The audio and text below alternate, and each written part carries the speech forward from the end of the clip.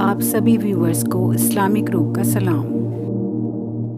حضور اقدس صلی اللہ علیہ وسلم کا ارشاد ہے کہ اللہ تعالیٰ نے میری امت پر سب چیزوں سے پہلے نماز فرض کی اور قیامت میں سب سے پہلے نماز ہی کا حساب ہوگا۔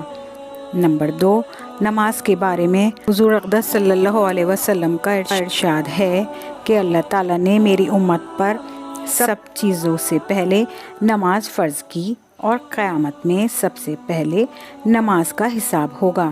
نماز کے بارے میں اللہ سے ڈرو، نماز کے بارے میں اللہ سے ڈرو۔ آدمی اور شرک کے درمیان نماز ہی حائل ہے۔ اسلام کی علامت نماز ہے۔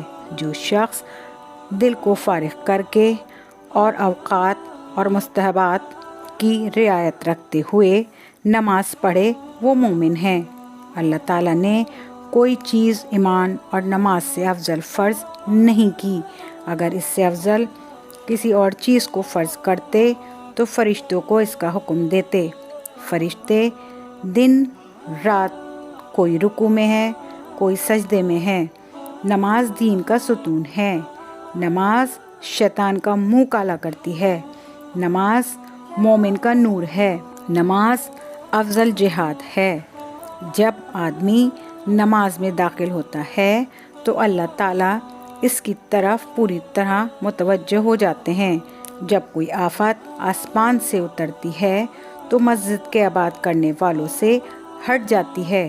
اگر آدمی کسی وجہ سے جہنم میں جاتا ہے تو اس کی آنکھ سجدے کی جگہ کو نہیں کھاتی۔ اگر آدمی کسی وجہ سے جہنم میں جاتا ہے تو اس کی آنکھ سجدے کی جگہ کو نہیں کھاتی۔ اس کا مطلب اللہ نے سجدے کی جگہ کو آگ پر حرام کر دیا ہے۔ سب سے زیادہ پسندیدہ عمل اللہ کے نزدیک وہ نماز ہے جو وقت پر پڑھی جائے۔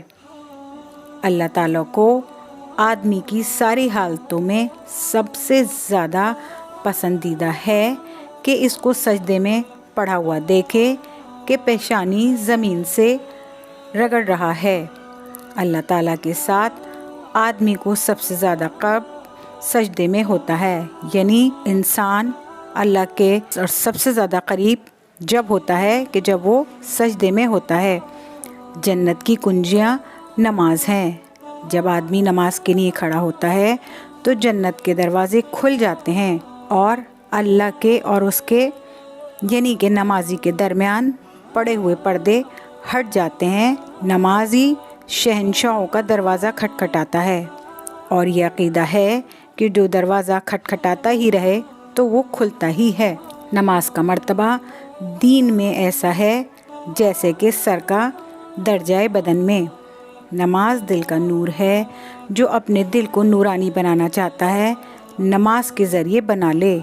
جو شخص اچھی طرح سے وضو کرے، اس کے بعد خشوع و خضوع سے 2 رکعت نماز فرض یا نفل پڑھ کر اللہ سے اپنے گناہوں کی معافی چاہے، اللہ تعالیٰ اس کو معاف فرما دیتے ہیں۔ زمین کے جس حصے پر نماز کے ذریعے اللہ کی یاد کی جاتی ہے وہ حصہ زمین کے دوسرے ٹکڑوں پر فخر کرتا ہے۔ جو شخص 2 رکعت نماز پڑھ کر اللہ تعالیٰ سے کوئی دعا مانگے تو اللہ تعالیٰ سنتا ہے اور وہ دعا ضرور قبول فرماتا ہے۔ جو شخص تنہائی میں 2 رکعت نماز پڑھے جس کو اللہ اور اس کے فرشتوں کے سوا کوئی نہ دیکھے تو اس کو جہنم کی آگ سے بری ہو جانے کا پروانہ مل جاتا ہے۔ جو شخص ایک فرض نماز ادا کرے اللہ کے یہاں ایک مقبول دعا اس کی ہو جاتی ہے۔ جو 5 نماز کا اہتمام کرتا ہے اس کے رکوع، سجدوں اور وضو وغیرہ کو اہتمام کے ساتھ اچھی طرح سے پورا کرتا ہے، جنت اس کے لیے واجب ہو جاتی ہے اور دوزخ اس پر حرام ہو جاتی ہے۔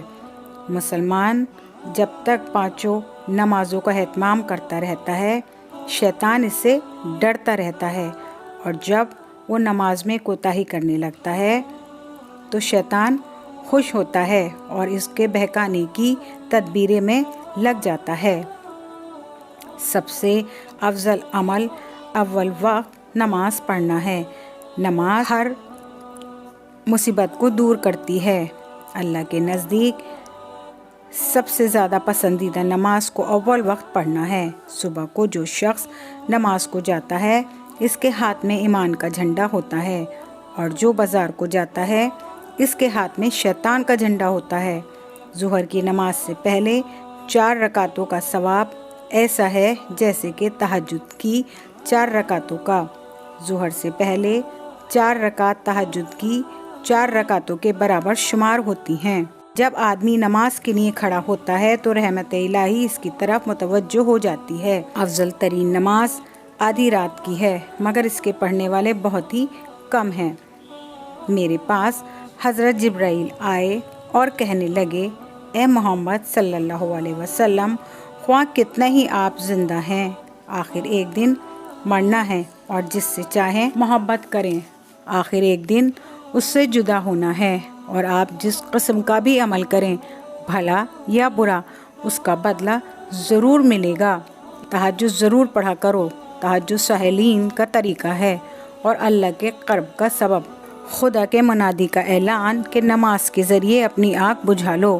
حضور اقدس صلی اللہ علیہ وسلم کا ارشاد ہے کہ جب نماز کا وقت آتا ہے تو ایک فرشتہ اعلان کرتا ہے، اے آدم کی اولاد، اٹھو اور جہنم کی اس آگ کو جسے تم نے گناہوں کی بدولت اپنے اوپر جلانا شروع کر دیا ہے، بجھاؤ۔ چنانچہ دیندار لوگ اٹھتے ہیں، وضو کرتے ہیں، ظہر کی نماز پڑھتے ہیں، جس کی وجہ سے ان کے گناہوں کی صبح سے ظہر تک کی مغفرت کر دی جاتی ہے۔